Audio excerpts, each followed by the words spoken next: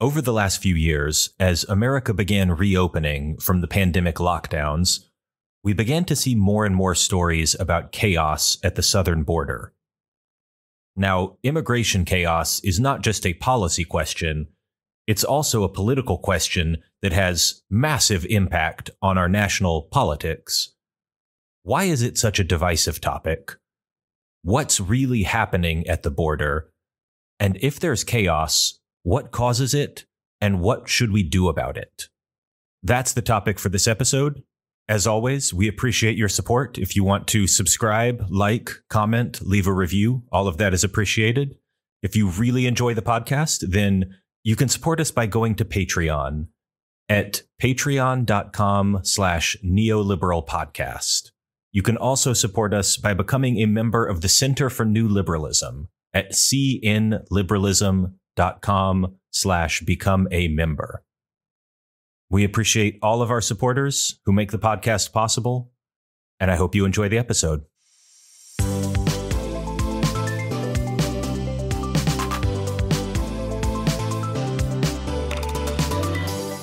Welcome, everyone, to another episode of the New Liberal Podcast, part of the Center for New Liberalism. I'm your host, Jeremiah Johnson, and joining me this episode is Alex Nowrasteh. Alex is the Vice President for Economic and Social Policy Studies at the Cato Institute. He's the author of the book Wretched Refuse, which is about the political economy of immigration and institutions, and he's an all-around expert, commentator, opinion haver, researcher on the topic of immigration and America's southern border. And that's what we're talking about today, is the southern border of the United States. It's been in the news recently. It's important. People care about it, but why they care about it and what the politics of it are, that's going to influence both our immigration policy, our national conversation around all of politics in the 2024 election. And so that's what we're talking about today. Alex, welcome to the show. Thank you so much for having me. All right. So I will admit that when you and I talked about a week ago, it seemed like, wow, there's not that much going on in the national news. And the biggest thing happening is chaos at the border. We have had a couple other things that have interrupted that. It is no longer the biggest story in the news. That's to put it mildly. Yeah. So we've had some big stuff. Israel-Palestine has happened. The House of Representatives has no speaker anymore. We're going to be doing episodes about that. So before all that happened, chaos at the border was the big story. And I think it's important to talk about because this is something that defines a lot of American politics, is what's going on at the border. What is going on with the border wall? Are there immigrants trying to cross illegally? What's the government's response? Who's mad at whom? So I guess to start things off, I'll just ask kind of a very general question. For people who haven't been following the story closely, what is happening? Like on a kind of a factual basis, what has led the U.S.'s border with Mexico to be in the news again? So we have had a large increase in the number of migrants who are showing up at the southwest border, beginning in late 2020 and escalating in 2021 and until today. The number of people, or the number of encounters of people who are apprehended by Border Patrol, has gone through the roof. So to give you an example, in 2020, there were about 400,000 people apprehended by Border Patrol who crossed the southwest border unlawfully. Now, can I ask a quick question? Just because 2020 was obviously a very unusual year. How does that compare to like 2018, 2019, if we use that as the baseline? Yeah, so 2019 was about 900,000. 2018 was pretty similar to 2020. So variations going back to about, the first term of Barack Obama, 350 to 550,000 people a year generally. 2019 being the exception with about 900,000 people. So fairly steady, fairly, low-ish numbers if you go back looking at American history back through the 1990s. Pretty stable. And then you have COVID, which, causes the government shuts down the border almost entirely with some very few exceptions. And then late 2020, 2021, as the US and the world starts to emerge from the pandemic, the numbers shoot through the roof. So in 2021, you had about 1.7 million apprehensions by Border Patrol, 2022, 2.2 million. And by the end of this year, it'll be slightly over 2 million. We've got 1 month left in the fiscal year, but it'll end up with over 2 million. And these are very high numbers historically. The last time we were anywhere near this was about the year 2000, where there were 1.7 million apprehensions by Border Patrol. And so the perceptions of chaos and the actual chaos along the border is quite extraordinary and quite outside of the historical norm. One thing that I often hear people say, and this can be a talking point in many directions, actually, I think, is that apprehensions are not necessarily the best thing to use.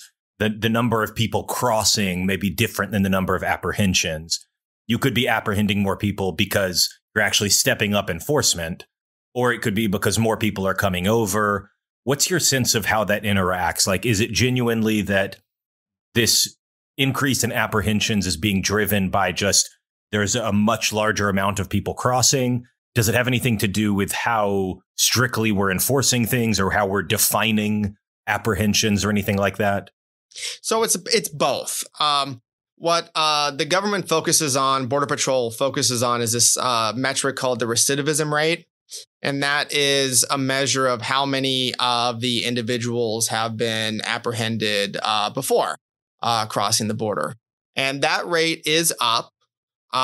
It's up historically up into the 30s, 30% or so, but also just the number of people who are crossing, who are new folks coming to the border is also up substantially. So it's both of those. Ideally, looking at the number of individuals is the best metric to do that, but apprehensions are the ones that are usually historically used. And part of it is that it gives you a sense of, the total demand, because a lot of people can be thrown back and then they won't come again, for instance, if under different enforcement regimes. But there's a lot of enforcement going on at the border. There's also an extraordinary amount of labor market demand in the United States for the last several years. The labor market is doing quite well, quite low unemployment.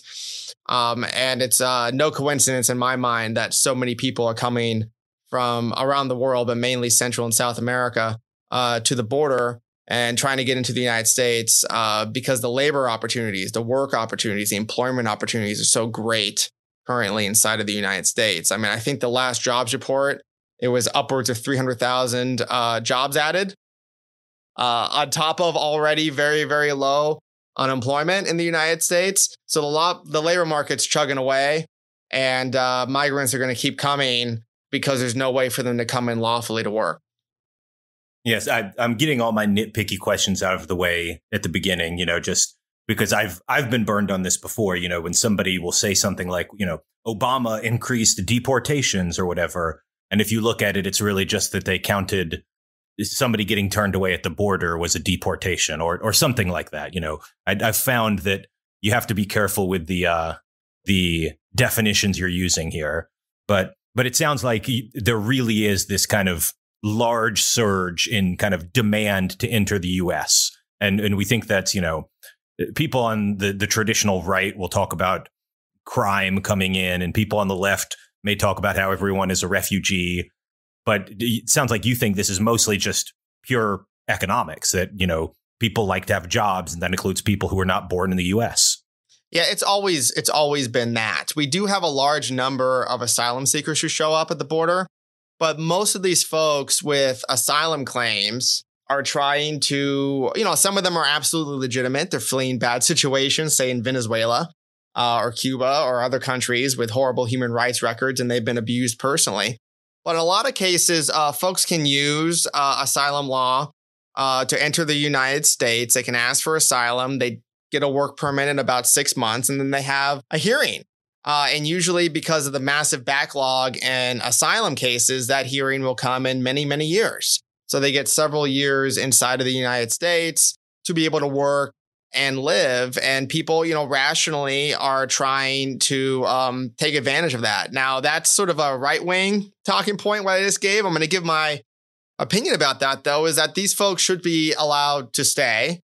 And they are using the asylum system in this way because there are not other visas available for them to come here on just a work visa. The number of those visas available to folks is extremely numerically limited, and oftentimes these visas don't exist for certain occupations that these people would work in. So they are rationally using the only ways and means open to them, which in many cases means asking for asylum, even if they themselves don't have a fully, legitimate or obviously legitimate asylum claim.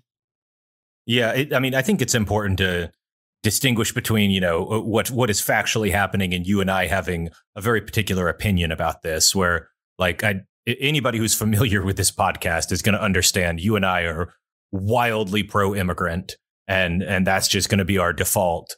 But at the same time, I understand the conservative complaint that, someone can stay in the country for years without getting a hearing. It's just that, my preferred way to fix that is, well, let's give them a hearing faster and let's fix the whole system so we can have more people coming in, not, let's shut everything down. Oh, that's right. That's right. I mean, there's this reaction that a lot of folks have to this, to the illegality, the chaos, everything bad that's going on. A lot of people react to that by wanting to shut everything down, by hiring more Border Patrol agents, by shutting down lawful immigration, by building a wall that's higher and wider and thicker or whatever. But I think the proper response is the one that you laid out, by making it easier to come into the country lawfully. That's what's going to get control over the border. More enforcement does have an effect. That's absolutely true. But if you want to talk about long-term sustainable solutions to this problem that benefit the United States, increasing lawful immigration is the way to go.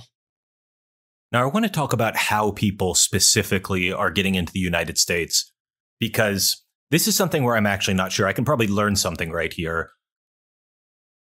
There have been times in the past where I will read something like, Trump's border wall is going to be useless in the end, because after all, the majority of, illegal immigration from the southern border is just like somebody can enter normally, like on a travel visa, or they're just coming in to shop or whatever. They just pass through the border like a checkpoint, and then they overstay.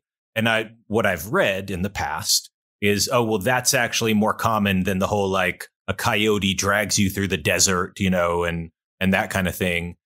But, when we talk about border apprehensions are up, I tend to think that's not somebody getting apprehended, in Denver after they get arrested by ICE. I tend to think that's something that's actually happening at the border. And certainly in the news, you see these kind of very heartbreaking videos of, like, young families trying to crawl through barbed wire with their children. And, like, it's all very heartrending. And so what is your sense of, how are these people actually making it through the border? Is it sometimes the very boring way of just, like, overstaying their welcome, overstaying their legal status in terms of visitor status? Or is it actually mostly like, trekking through the desert, crossing the Rio Grande? It's stuff like that. So the numbers that we're talking about with Border Patrol and people apprehended along the border, it's all people who enter unlawfully and either ask for asylum right away or otherwise try to evade Border Patrol or get what's called parole into the United States, where they're allowed to enter with a work permit for some of them. If we're talking about people who are apprehended, say, far away from the border in Denver and are removed, those aren't included in these statistics. Those are called removals, or colloquially deportations. We're just talking about the apprehensions and the chaos along the border. Historically, up until about 3 or 4 years ago, somewhere around 45 to 50% of the stock of unlawful or illegal immigrants in the United States had entered lawfully on a tourist visa and had overstayed their visa and become illegal immigrants that way. In recent years, the increase in the illegal immigrant population has been driven by folks who show up at the border and cross unlawfully and either evade detection or otherwise get an asylum claim or hearing and either avoid that, skip their hearing, are found not liable, or not applicable for asylum, and then are not removed from the United States. So that the large increase recently has been sort of this traditional, I guess, stereotypical view of people showing up at the border and crossing the border, and not nearly as much overstays for the last several years, at least. Now, I'm going to be pretty critical of the Biden administration later on, and I suspect you might be as well. I don't know. Mm-hmm. Maybe we'll see. But I do want to give them credit for something. And I'd love you to introduce this topic, because we are talking about refugees, and you've already mentioned Venezuelans and I think Nicaraguans and Cubans. And there is a new program this year, right? A fairly substantial new program for refugees of certain countries. How would you describe that? How is that happening, and how does that intersect with what we're talking about right now? The new program is, I think you're referring to, is the CVNH program for Cubans, Venezuelans, Nicaraguans, and Haitians. And it allows 30,000 folks from all these countries combined, so it's 30,000 a month total, to find a U.S. sponsor, and they are allowed to enter the United States after being vetted for security concerns, to live and work here on a work permit. It's a 2-year permit. It can be renewed. Viewed that way, it is the largest immigration liberalization since the Immigration Act of 1965. It is a phenomenal program. The goal of the program was to diminish the number of people from these countries coming to the southern border. And for all people from those countries, it worked tremendously well. Up until a few months ago, the number of Cubans, Nicaraguans, Venezuelans, and Haitians showing up at the southwest border was down about an average of 85% per month. What happened, though, is now there are about 1 million people in the backlogs for those programs. And for Venezuelans specifically, because their country is so dysfunctional now, due to Chavez-style Maduro socialist dictatorship and the general chaos there. Wait, you're telling me Venezuela is not well run? I know it's shocking. This is news to me. It's shocking, but 7 million people have left Venezuela. It's a disaster. It's a catastrophe in every way. But because that government is so poor, so dysfunctional, most Venezuelans don't have access to identity documents such as passports, which are required to go through this parole program. So as a result, what we've seen the last couple of months is that the number of Venezuelans has shot up who are coming to the border illegally because they've realized there's really no chance for them to enter on this program. So the CVNH program has been really successful for Cubans, Nicaraguans, and Haitians. It's really bringing down the numbers of people from those countries that show up at the border illegally. But for Venezuelans, it has not worked due to incredible failures in Venezuela just to do normal government functions like issue passports to people. But I got to really give the Biden administration credit for doing what is the largest scale immigration liberalization since the 1960s. Yeah, it seems like a great program. And, I was a little skeptical when they first announced it, because sometimes this kind of stuff will be announced, but then it's either not funded or the paperwork takes so long or whatever. But no, this seems to have made a real difference. We're actually seeing immigrants come in, and 30,000 seems like a small number, but 30,000 here, 30,000 there every month. That's almost 500,000 a year if you multiply it out, something like that. 360 a year. So far, about 300,000 people have taken advantage of it. About 1/3 a year. And just it seems great. And I just think it's really reflective of how great America is, even with all our flaws. Look, America is not a perfect country. There's a lot of things you can criticize from so many different directions. But we open the gates just a little bit, and people are just dying to get in here. You talk about the Venezuelans, and I joke about socialism and Maduro, and I probably shouldn't joke that much because, like you said, it is a real humanitarian disaster. It's actual people's lives. And so it's very sad what happens, but just the demand to come here is still so strong that it blows my mind sometimes. It is incredible. I was born in the United States. I grew up here. I'm very critical of it.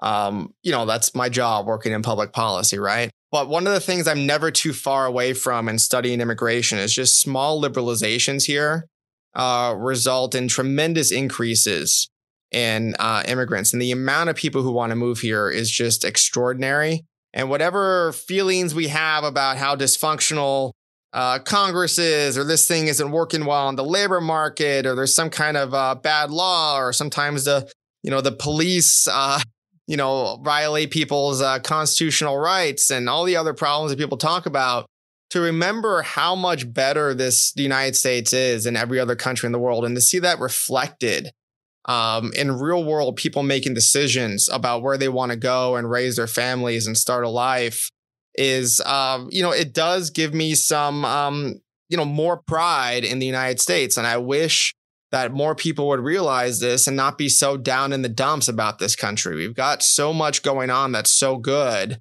that tens of millions, hundreds of millions of people around the world would want to join it if they could. There's a weird intersection of politics here, and I don't want to stick on this point for too long, but it's like some of the people who are most proud of America, who are like pro-America, rah America, you might even say they'd like to make America great. Again. But like some of those people who are the most vocally flag waving people are also the people who dislike immigration the most. And some of the people who do like immigration the most on the left, while I love that they're pro-immigration, they're also like, America sucks and why would anyone want to live here? But also we should accept every immigrant.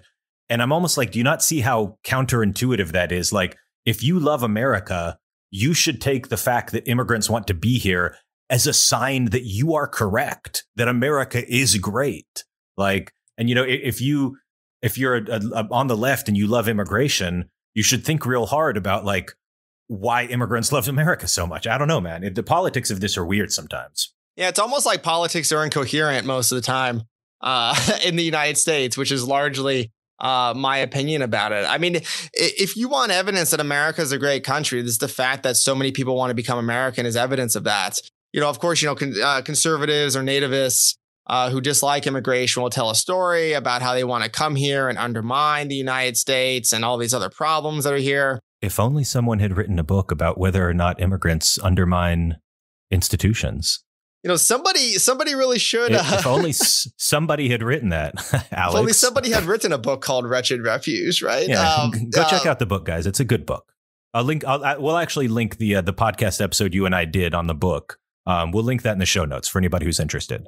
Yeah, great. Yeah, thank you. And so the politics are really incoherent on this. And I think it gets back to another mindset that a lot of folks have on immigration, is that it's somehow like charity, or it's a good thing that we do for other people, but there's not really any kind of benefit for Americans. And I think implicitly both sides, you have that mindset. And for left-wingers, it's like, oh, this is charity, helping people out by coming here. The conservatives are like, oh boy, wouldn't it be great if we could help these people out? But we got so many problems of our own. We got to close the gates. Yeah, the politics of this are wild. And since we're talking about politics now, I want to shift the focus back to the Biden administration. Obviously, the Trump administration had horrible immigration politics in just about any way you define it. But the Biden administration came in, obviously was not going to be like the Trump administration. But I don't know, they've been good on many things, but frustrating on other things. One of the things that I see, I have friends who are on the left who were very angry, I guess, about a week ago with some announcement that Biden was going to resume building the wall. And to be honest with you, I never know at this point whether build the wall ever actually means an actual wall, or whether it's just like some totally unrelated policy that has gotten transmorgified into, air quotes, build the wall. So I don't know what actually is meant by whether they're building a physical wall or not, but maybe they are. But can you tell us what's going on with the whole kerfuffle that happened? Is Biden resuming building the wall? If so, why is he doing that? What's going on there? So they are building some small sections of wall between existing walls that are already there. So I believe it's about 20 to 30 miles worth of wall they are filling in at portions where there's a lot of unlawful crossing along the border. And what's going on here is the administration has been caught basically flat-footed from the time they took office with a large and persistent increase in the number of border crossers. So they came in, they're looking forward to doing a large number of liberalizations across the board, rolling back the enforcement state. But then within, the first month of them being in office, the number of monthly apprehensions goes up by 25,000. And the next month, it's up by 70,000. And they're basically looking at about an average of like 175,000 per month of people showing up along the border. Do you think that's because of the presidential switch, that as soon as Trump switched to Biden, there was almost like not even that Biden did it on purpose necessarily, but just that the message is out. Oh, Trump is gone. Democrats are friendlier to us. They're not going to arrest us as much. It's time to go now. Like almost there was this pent up demand. Do you think that was kind of part of it? That has to explain a little bit of it.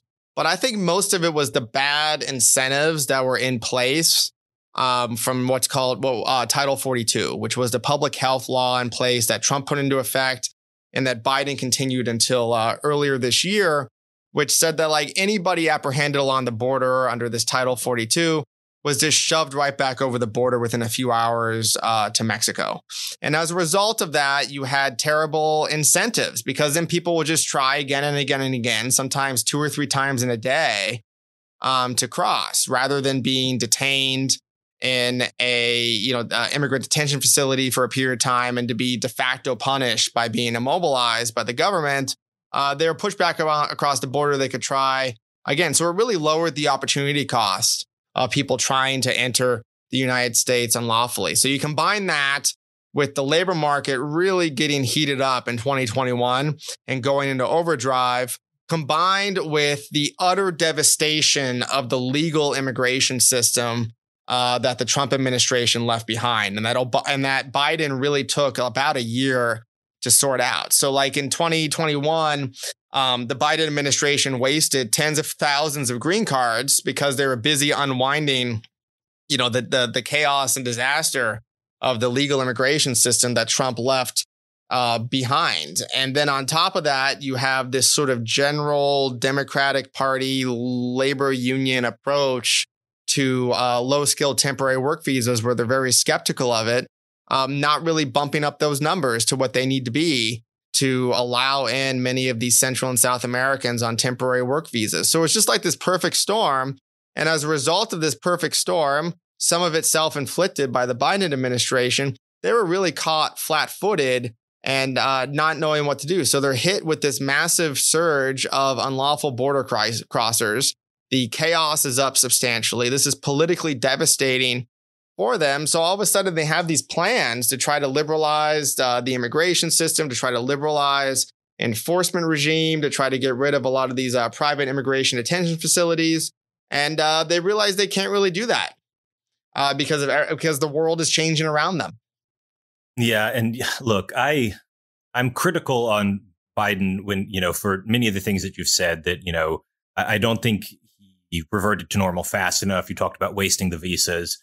Building the wall is never really a good look. But at the same time, I'm sympathetic to kind of the position he's in that I don't think Biden is an immigration restrictionist at heart, but the politics of kind of being seen as weak on immigration when there are, chaos at the border, news stories going up on Fox News, the politics of that are really hard. And, I'm not the one who's going to be punished for it. It's going to be the guy in the Oval Office. So I kind of get the dilemma he's in to some extent. Do you ever feel sympathy for, someone trying to look tough on immigration in that way, where because of just how the politics of this play out in a practical sense? I don't think sympathy is the right word, what I feel about it, but I understand the trade-offs and the political dilemmas that he faced. And one of the things that we try to do here at Cato, my colleague David Beer and I do, is try to say, okay, he faces these political constraints. What can he do within these bounds that are created by the political system to liberalize immigration in a way that reduces chaos? And I think this is true for, almost every policy I care about. But if any policy idea that I propose is put into effect and it increases chaos, I think it's going to be a short-lived policy intervention, no matter how good it is. Because when people see chaos, like around the border, they don't just reflexively become opposed to illegal immigration. They become opposed to all immigration. And I think we see this across the board, right? You have like small or sometimes even large scale like drug decriminalizations in American cities. And if this is done poorly and results in a large amount of chaos and perceptions of chaos, then those become politically unstable liberalization. So what are the things that I think our side, the pro-liberalization side, when it comes to drugs, when it comes to immigration, when it comes to everything, one of the things that we need to really carefully consider is whether the reforms we support will increase chaos in the short run. And what can we do to make sure that the amount or the increase in chaos is as small as possible? Because if we don't do that, then our ideas, if they result in more chaos, are going to be politically very unstable and likely to be reversed. And I think that's part of what they are seeing and what they are feeling and how they are interpreting what's going on along the border. So I am worried about the politics, even in the medium run, and how they affect immigration policy, what the reaction will be.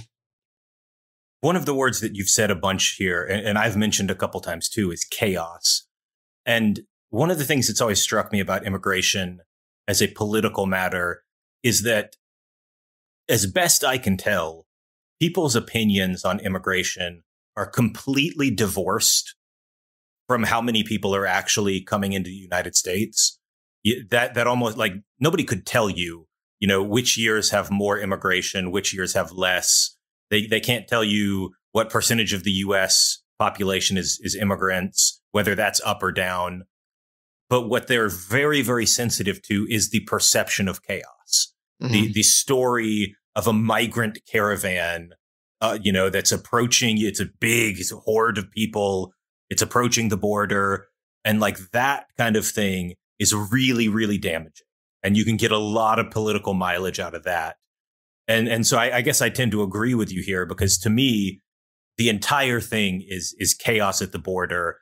And it's either a secondary or like not even a concern. Like people are not even aware what the actual numbers are. Oh, that's I'm totally on board with that. I mean, this late economist, Alberto Alesina, one of the last papers he did before he passed away was polls of Americans, how many legal immigrants are in the United States. And basically, the average American thought that about 30 to 40% of the U.S. population was foreign-born, was here, foreign-born legal immigrants. And the real number is about 10% of the population. And people who are most concerned, about immigration and most opposed, they were the ones who assumed there was an even higher number than that when you take a look at the ranges.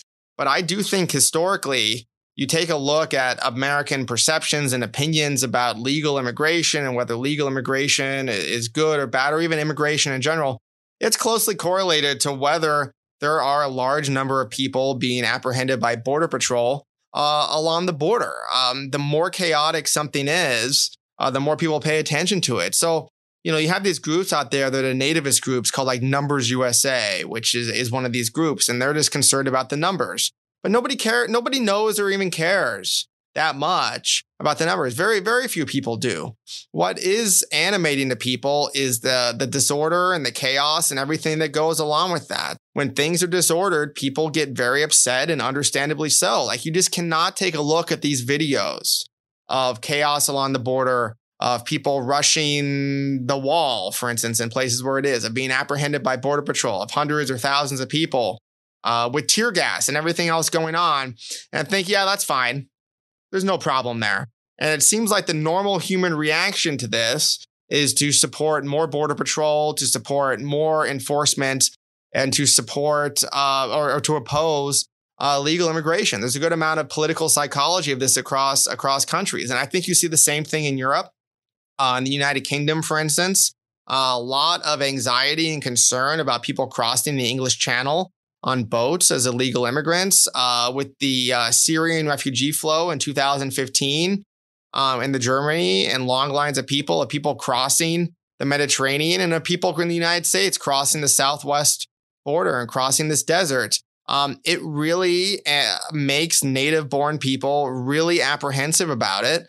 And I got to say, I don't really blame them.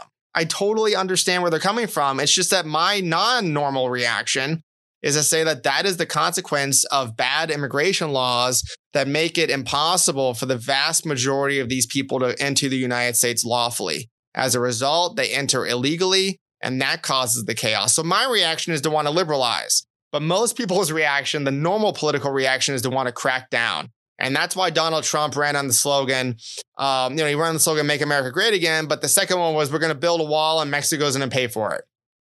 His slogan wasn't, "We're going to reduce legal immigration to allow for better assimilation." It wasn't, "We're going to reduce legal immigration so that Americans can get a leg up in the labor market." It was none of that stuff. It was to build a wall to cramp down on the chaos. And we're going to make Mexico pay for it. Something that people talk about a lot, whether it's pundits or commentators, politicians, people in DC think tanks, is the idea that there can be this grand compromise on immigration. This idea goes back decades, and the outline is always reform of the legal system, improvements to it to some way, usually would include increases in the amount of legal immigration, along with crackdowns on illegal immigration and, stepping up border enforcement. And this kind of potential compromise, this kind of potential bargain on immigration has been talked about for a very long time. It's been tried. It's failed in the past, but people bring it up again. But it strikes me that, you're kind of right in that most people don't really think about it that way. I think a lot of people would accept this if you just asked them about it. Let's step up legal and let's crack down on illegal. But in practice, what happens is it's like there's one slider. There's one slider that controls everything on immigration. And you can either move it to harsh and strict, or you can move it towards loose and permissive. And that, the Republican Party almost entirely goes in the direction of harsh and strict in practice. And the Democratic Party, kind of goes in the direction of permissive, although not, I don't think, as unilaterally as Republicans go in the direction of harsh. But I'm curious whether you think there's any practical chance for something like that to happen in the near to medium term future, or are the relevant people in Congress and the relevant thinkers just too stuck in kind of there's one slider. We can either push it to the shut things down direction, or we can push it to the open direction. So the idea of this comprehensive reform that you mentioned, which is, increasing legal immigration, more enforcement, and amnesty for current illegal immigration is a great theory. And if it hadn't been tried, I'd say let's try it. But it's been tried so many times and it's failed dramatically. Basically, I do think it has boiled down to what you describe as being basically pro-immigration or anti-immigration. And it's all sort of baked in on one. And there's a lot of feelings out there and not a whole lot of thinking about. People usually don't have, even a lot of my good left-wing friends who want to do the right thing about this, they just don't have a great theory okay, why does illegal immigration happen? Well, it happens, in my opinion, and I think there's a lot of evidence for this, because people want to work in the United States. There's a lot of jobs here and they can't come in legally. And then left-wingers, they'll say, oh, well, what about, asylum seekers and oppression, American intervention overseas, and this and that, and words said by the administration. I'm like, yeah, whatever. That's all nice and good and rounding errors and nice things that you can put into an op-ed about it. But what really matters, what comes down to it, is that people there are almost no visas available for people who want to come into the United States lawfully. Of all the people who want to come in here lawfully each year, about somewhere around 1 to 3% of them are able to do it. it is a heavily, heavily restrictive system. And I don't think people realize how restrictive it is. And the result of that, the predictable result, is insane chaos. And when there's chaos, people get paralyzed or become very, very angry and want to crack down on it. So we're in a bad situation. The politics in terms of Congress trying to reform things through a comprehensive plan are so bad that I pay very little attention to Congress, actually, nowadays. I think almost anything that's going to happen that's going to be good or bad is going to come through administrative actions by the president. And that's basically the situation when we're in right now, is watching, what's the mood of President Biden? What is he edging toward? And what are the, administrators and heads of agencies around him thinking at any given moment? I mean, I put much more effort and time into trying to analyze that than I do to what the coalitions are in Congress. So I want to take a little bit of a left turn here. I am not a libertarian, but I often describe myself as like having libertarian instincts on a lot of different topics. One thing I like to say is that, Democrats should be more libertarian, Republicans should be more libertarian, and libertarians need to be a lot less libertarian. But I, as a kind of semi-libertarian-ish fellow traveler, I'm always curious how libertarians think about their own movement. And one of the things that's been happening inside libertarianism the last few years is this dramatic civil war between various factions, one of whom is very pro-immigration. And this is a traditional libertarian stance, I think, that, free trade is good, immigration is good, let's get the government out of the way of that kind of stuff. And this kind of new, like, proto-nationalist libertarianism, paleo-libertarianism, you might call it, that's very nationalist and is kind of anti-immigrant. And you could talk about the Mises Caucus and some of the real weirdo fringe people in the libertarian movement. I'm curious how you view this conflict as somebody who's closer to the movement than I am and closer to the immigration policy debate than I am. What has been your reaction seeing a large part of the libertarian movement turn against immigration? So it is very disheartening to see that and to hear that from some loudmouth people. And the Mises Caucus are the ones who you mentioned, and the folks who have taken over the Libertarian Party are definitely in that nationalist sort of right-wing category. Like, I often ask them, like, why don't you just be a Republican? As the former president said, some bad hombres there. Yeah, some bad hombres there. And the way that I view it, my model is there's basically two types of libertarians. There are those who think that governments aren't very good at doing very much, and therefore they shouldn't do very much. And I put myself in that category. And then, combined with that is people who are very much involved in sort of the Enlightenment, classical right, natural rights mindset. I'm in that category. But then there's a much larger category that I think has been inspired a lot by Ron Paul and others who are just a bunch of populists. And a lot of them see bad things that happen or the state doing bad things and think it's part of like some kind of massive conspiracy and think that the government can do good things if it wants to. It just needs to get out of the way because they're actually trying to undermine us with their globalist agenda and all this other kind of nonsense. So I think like the populist agenda part of libertarianism, which is relatively new to me, like I didn't see this growing up at all. I've been a libertarian since I was a kid. I didn't really see this. I thought it was much more of a movement about people who think that the state isn't very good at doing anything, so it should do less, which is how I come at it.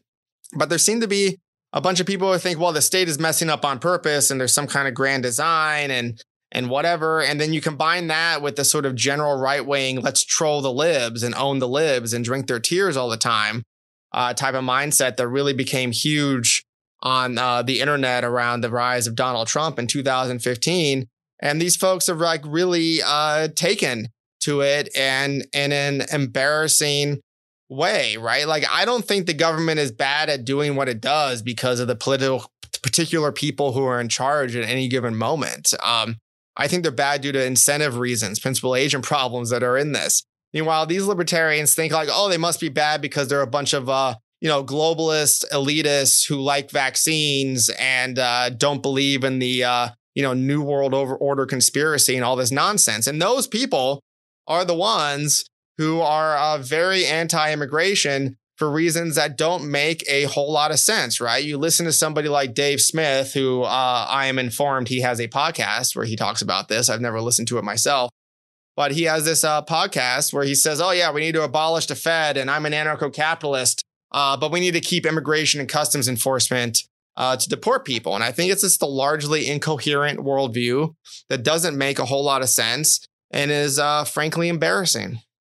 I think it makes a lot of sense if you recognize that, it's not just populism, but it's also kind of the very unfortunate crossover that libertarianism sometimes has with white nationalism, which again goes back to the Ron Paul newsletters and stuff like that.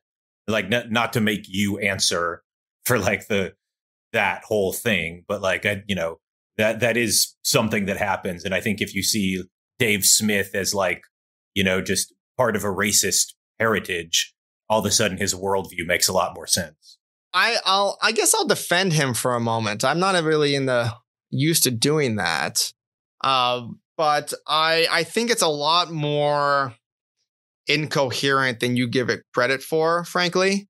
I think these folks are a lot more like feelings driven. I want to own the libs, and they'll pick on whatever owns the libs. And it reminds me basically of a lot of like, Trumpist online trolling from like 8 years ago, like stuff that was edgy a long time ago.